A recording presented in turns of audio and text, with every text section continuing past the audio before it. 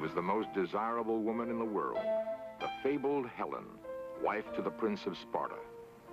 So beautiful was she that a rival prince stole her away to the kingdom of Troy. Thus, Helen became the face that launched 1,000 ships, each ship carrying 100 Greek warriors bent on revenge. For 10 years, the ships were beached while the army laid siege to Troy. The great walls of the city could not be breached, but the Greeks found another way. Were Helen and the Battle of Troy just the dreams of an ancient poet?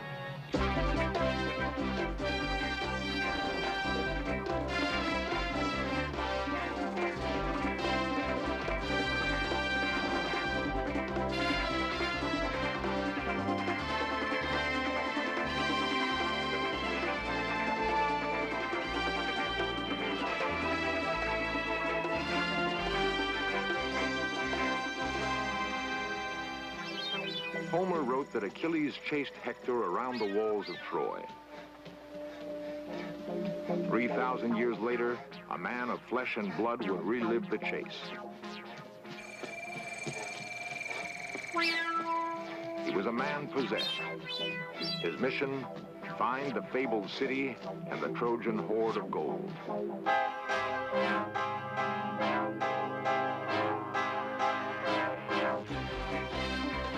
This series presents information based in part on theory and conjecture.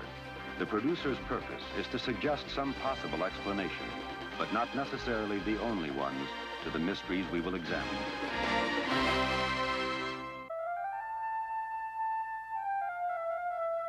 The place where Europe ends and Asia begins is as mysterious as its mountains are imposing. Where they meet the sea, rich farmlands were for centuries protected by great stone battlements. The ancient Greeks called this land Ionia. Modern men call it Turkey. Relatively few Westerners travel to Turkey these days. Fewer still venture into the exotic countryside beyond the graceful minarets of Istanbul. A long time ago, things were different. What we now call Turkey once seemed to be the great crossroads of the known world. Adventurers from all over the Mediterranean sailed for her shores. What were they looking for? 10 centuries before Christ, the Greeks were just beginning to probe the strange seacoast that lay to the east. The inhabitants of Ionia were said to be rich in precious metals and trade goods from even more distant lands. Eventually, the Greeks would establish colonies, new cities, and a new civilization. Even as the new cities prospered, however, mainland Greece was on the brink of collapse. For a time, the colonies represented the only real hope for the future. The Greek settlers had brought with them their pantheon of gods.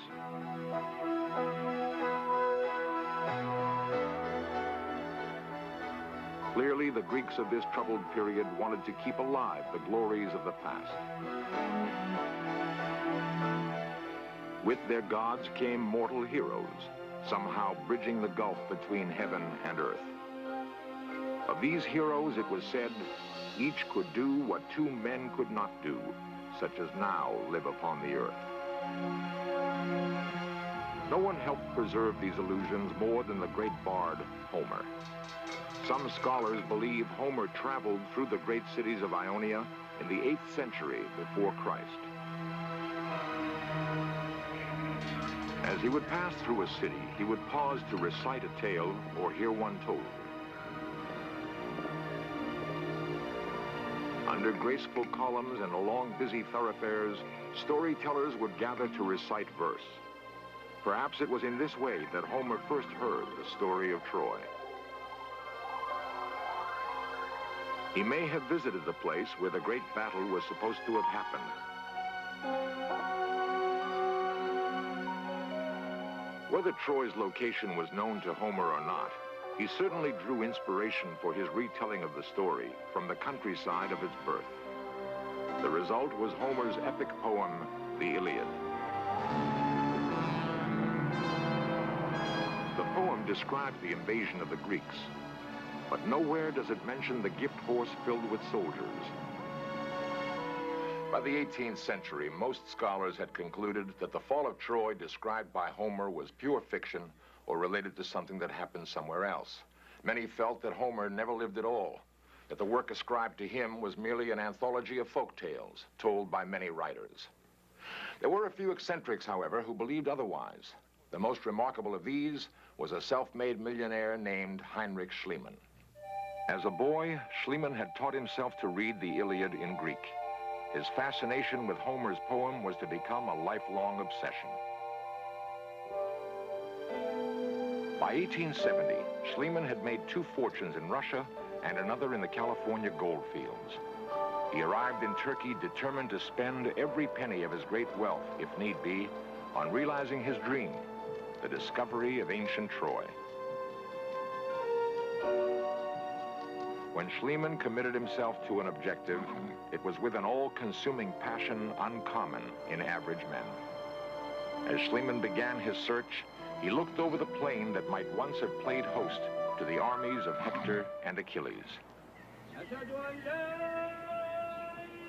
Schliemann came armed with the Iliad and took up residence in the small village of Bunarbashi. The few scholars who were prepared to even consider the possibility that Troy once existed generally placed it here. So he began his survey of the Turkish countryside, looking for landmarks mentioned by Homer.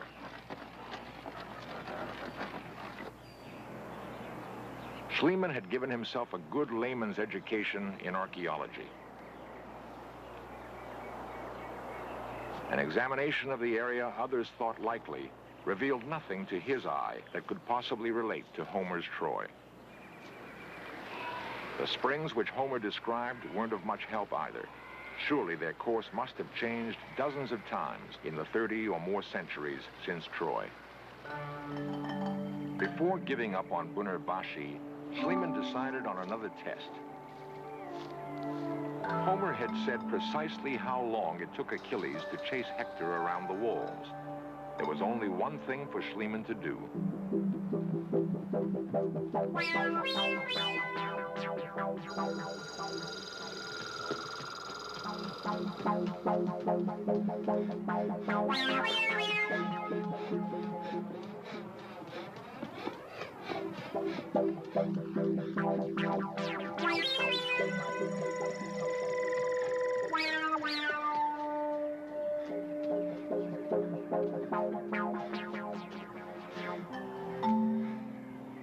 Wrong.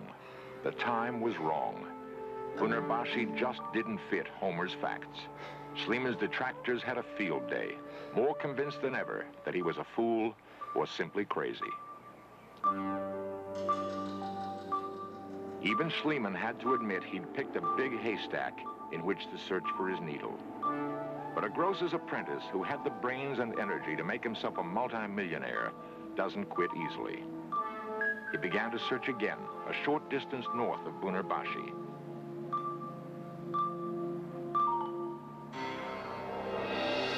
There, he would encounter his destiny on a hill called Hisarlik.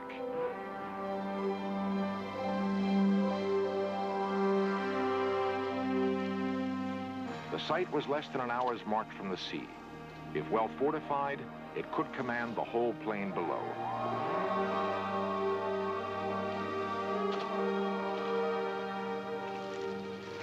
Even an eye less astute than his couldn't miss the archaeological evidence. Schliemann was convinced he had realized a 40-year-old dream. In his journal, he wrote, "I have set foot on Trojan soil, at last." He selected the highest mound on Hisarlik and ordered his men to dig. Homer had said the Temple of Athena stood on the highest ground in the city, ringed by walls built by the gods. Still, the critics scoffed. Although Schliemann had taught himself to read and write 18 languages, the scholars of the day dismissed him as an unlettered boor, living in a fantasy world. Schliemann only worked harder, driving his men to dig deeper into the mound.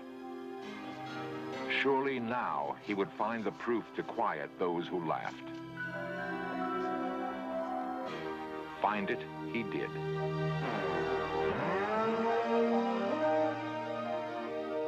Here, indisputably, were the remnants of a lost civilization. But were they the fabled walls of Troy? Schlieman's trove of artifacts shook the academic world. What must the builders of this city have been like? What hands made these beautiful things? Clearly, the ancient craftsmen used techniques more advanced than many in use today. Why did they vanish after accomplishing so much? Schliemann discovered hundreds of spindle whorls, just like the ones still favored by local residents for spinning wool yarn. Other implements were found, similar, if not identical, to those in everyday use by villagers along the Turkish coast. Schliemann might have been struck by how little some things change in 3,000 years. But he would need more to prove his city was the Troy of Homer.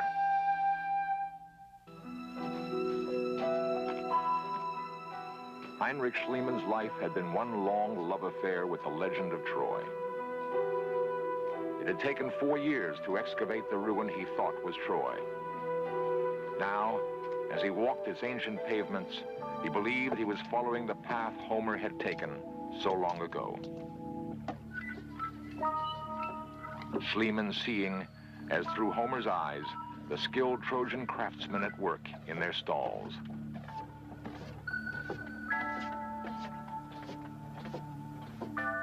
Touching a dish that might have been set before Helen, the hostage princess who spawned 10 years of war. Admiring a lion's head carved in crystal. What great warrior might have carried it as a charm into battle? Schliemann could place on his own hand a ring made 30 centuries ago. Restore a brush whose bristles had turned to dust in the age of gods who walked with men. Still, Schliemann was not satisfied. He had in fact discovered 9 cities. He had no way of knowing for sure which one was the city of his dreams. Some early inhabitants imported bronze cast in ingots the shape of ox hides. There were ships' anchors of chiseled stone and ships' cook stoves of bronze. These Schliemann found in the ruin he called Troy too. But was this Homer's Troy? The answer was obscured by evidence of a great catastrophe.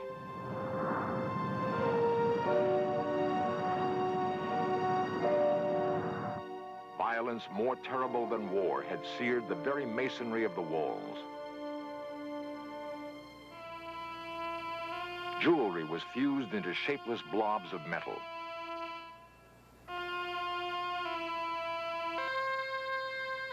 The whole countryside must have been laid waste by the disaster. Those who survived lived in squalor, the floors of their huts built on compacted garbage.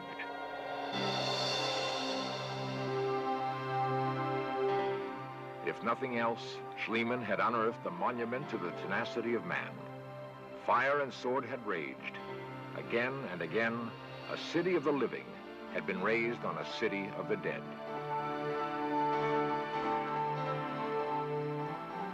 Schliemann numbered the ruins from 1 for the oldest to 9 for the most recent. He assumed his objective was among the older ruins, possibly Troy too. Yet in Troy 6, he found massive walls that could have been the ones described by Homer. If they were the walls that hid Helen from the armies of her betrayed husband, it would be easy to see why the battle raged 10 years. It all seemed to fit Homer's description. A city fashioned by the gods. Yet the design of houses in Troy 6 was remarkably similar to those of the more ancient second city. A major difference among the various ruins seemed to be evidence of the increasing influence of outside cultures. By the time of Troy 6, newcomers from the north were introducing a completely new kind of pottery.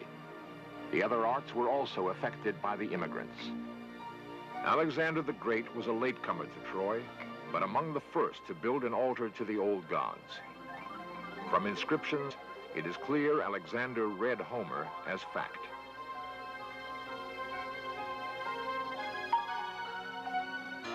More years passed, and the Romans became masters of the Ionian coast. The poet Virgil took up in Latin where Homer left off in Greek, embellishing the story and giving it new credibility. Rome made Troy a sacred city. Emperors came to worship and be entertained. Augustus even considered making Troy the capital of his empire.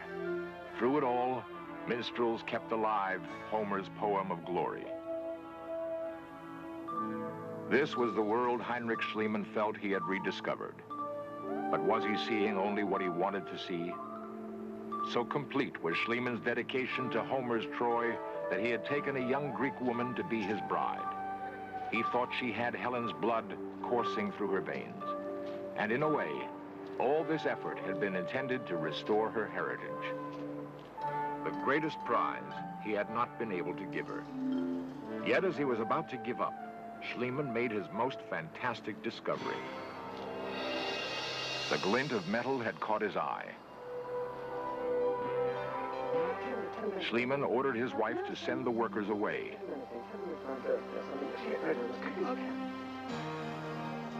Sophia was confused, but she had come to trust her husband's uncanny instincts. She did as she was told. Paydos, gidebilirsiniz. Kocamın yaş günü bugün. Hey, Paydos, Paydos. In 4 years, Schliemann's men had moved 325,000 cubic yards of earth. Now, he was moving alone, deep into the excavation of the ancient second city. 28 feet down was the lower level of the walls Schliemann identified with Homer's Palace of Troy.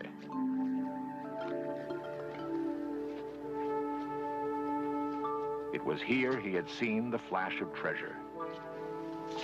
Schliemann had chanced everything for his dream. Even with all he'd accomplished, scholars still considered him a fraud or a madman. Now, he knew they would have to believe him. The treasure of Troy was surely only inches from his grasp. Then, his fingers touched it.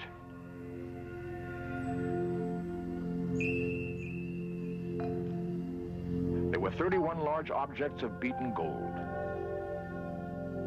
Had this once adorned Helen, daughter of the gods?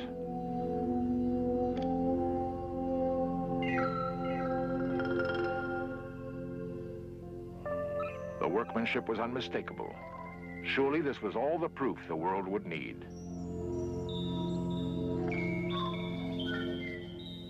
The hoard included 9,000 small pieces, rings, buttons, and charms. It was wealth beyond imagining. More important, it seemed that a lifetime's quest had finally been realized.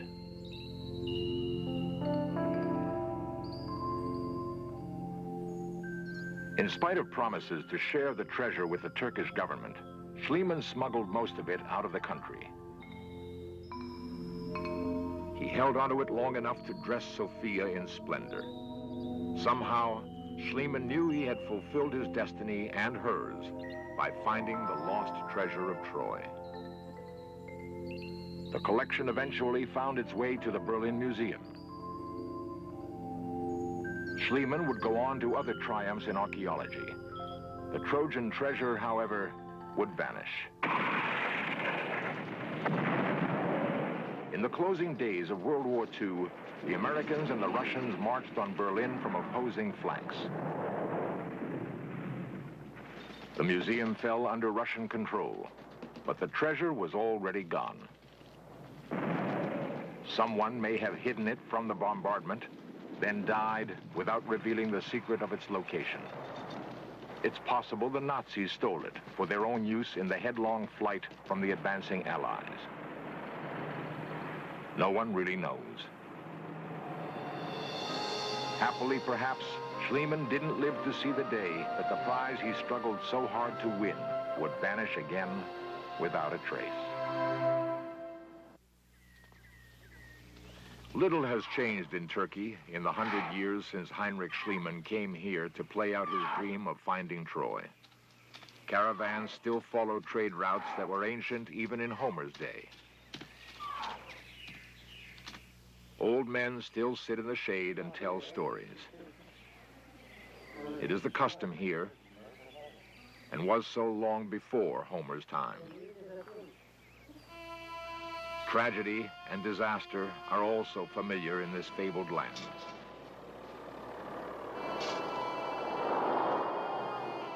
In 1976, an earthquake killed hundreds of people and left thousands homeless. There was no warning, just sudden and savage destruction. A dazed and heartbroken people began to rebuild, even as they mourned their dead. Modern archaeologists believe the same fate overtook ancient Troy. That around 1300 BC, a violent earthquake leveled the mighty city.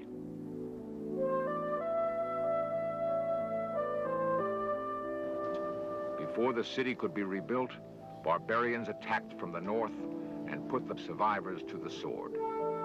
Perhaps we can be forgiven for preferring to believe that Troy met its end gloriously and for the sake of love.